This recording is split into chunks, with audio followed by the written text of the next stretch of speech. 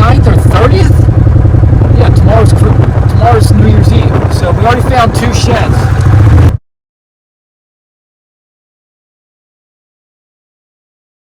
Earlier today. You can see this. Let me back up. See this right here? This deer trail? When they hop up and down this ditch, like from them jumping, they always seem to drop their antlers in this ditch crossing. So it's a good spot to find them. Alright, this is our little top secret. I call it the shed feeder. So if you watch all the hunting channel, all my hunting videos, we shoot from way down there by the house, and all the deer come from right here. Like a majority of them come from this hillside right here, and they kind of like go around this little building here, this shed feeder. And we throw food in here when we're done hunting. We store some alfalfa in here, and all these feeders have been empty. So now that hunting's over, we're going to fill these up. But I like using this I like to put dirt in there. I like using this as like a backup feeder to the feeders because it's out of the weather. So you don't have to worry about getting anything getting wet and getting moldy or turning into mush because it stays out of the weather. And the deer like coming in here. You can see they kind of bed in here.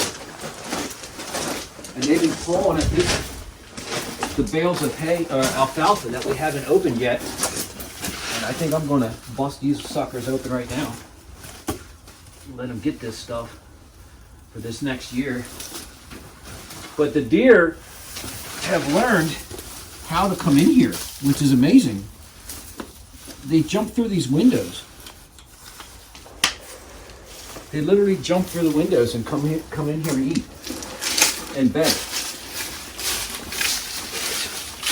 Just flip this around because you can see you bust that open again and it smells like fresh cut grass. It's like candy. It smells like this alfalfa is, I mean, even the stuff is pretty old, but underneath there it's still good stuff.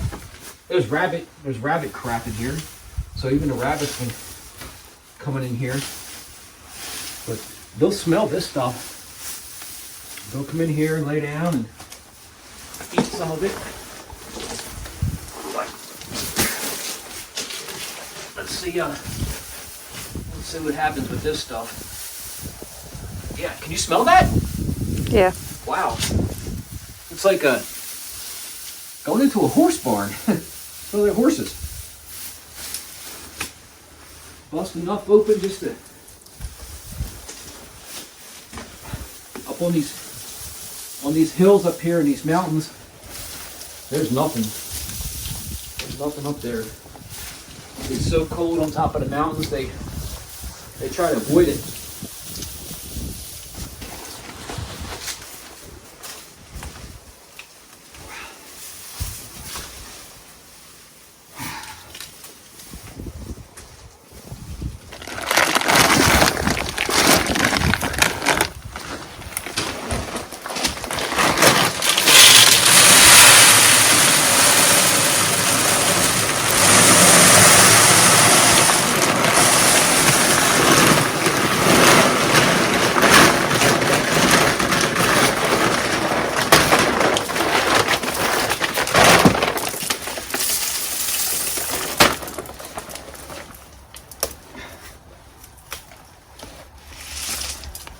Sticker bushes.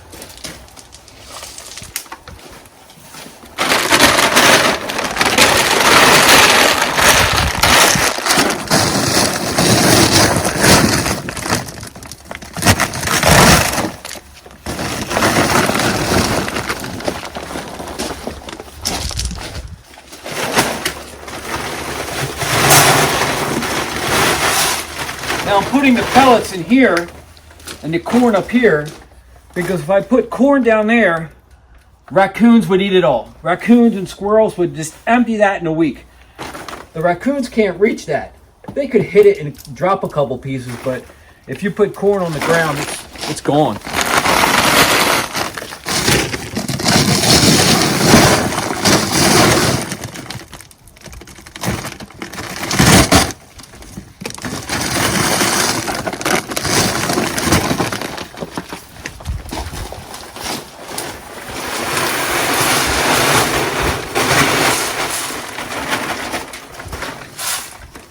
That's 100 pounds. No, yeah, 100 pounds right there.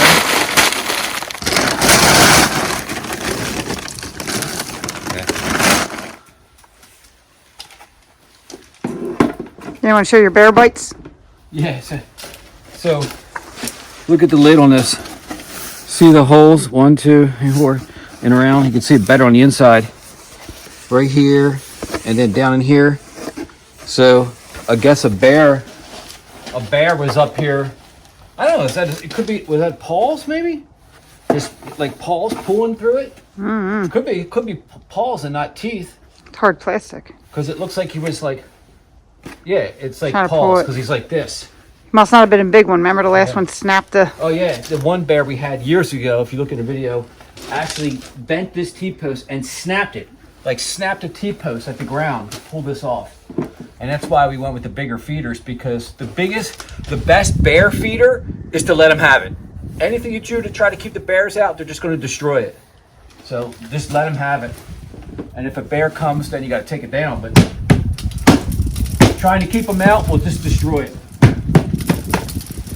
Okay, so right here I've got a camera. I'm going to mount a camera here and watch them coming off the hill. And then when they hop in here, we'll turn and we'll watch them in here. And I'm pretty sure they sleep in here too. I know at least a doe and two fawns. One doe walks around here with 2 fawns. She's always up here. She's always up here hanging out. But I'm going to take a walk right here and I'm going to see what's going on up here, because this past hunting season there were just so many deer right here and they were all eating like right behind us up here. So let's take a look and let's see what's up here.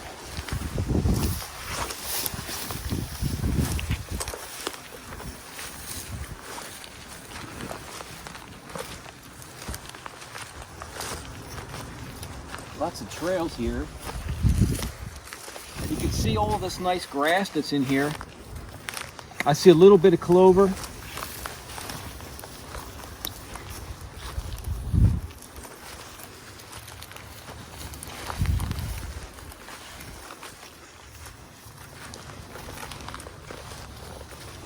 They were really hanging out right here. Another trail right there. I think here's the trail. This must have been one of the main trails that they've used or have been using. You can see it kind of splits off in a Y right there. And I don't know if you can see up there in the oak tree. It's a really skinny oak tree. It still has some rusty colored brown leaves. We actually have a ladder stand for bow hunting right there. And I think from here to there it's like 30 yards, but My hands are freezing. so yeah, there's the ladder stands right there in that tree. But yeah, they're coming down right here. So here's what the cornfields looks like at the end of December. Got our chestnut trees here, but they demolished this stuff. I mean, they've been pulling off the ears of corn from everywhere. This is going to be a pain to take care of this spring. I'm going to have to brush hog this. Look, there's still some corn left in there. There's still some in here. So it's still doing its purpose. Leftover sunflowers, but there's this deer all in this stuff, man. They've tore this up. It's going to be fun looking for sheds in here, though. I'll tell you that. That, or I'll pop my tractor tires, running them over. But the whole thing, all the way down, is just all knocked down.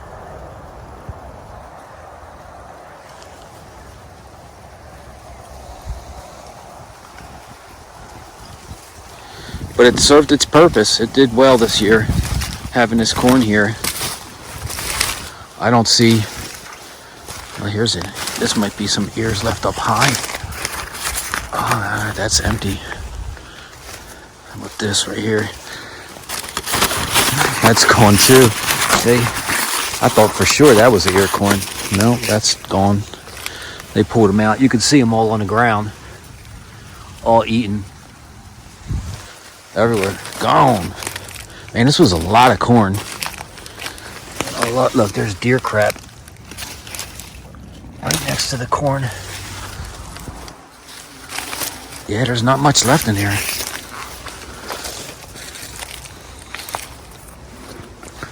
It did good though.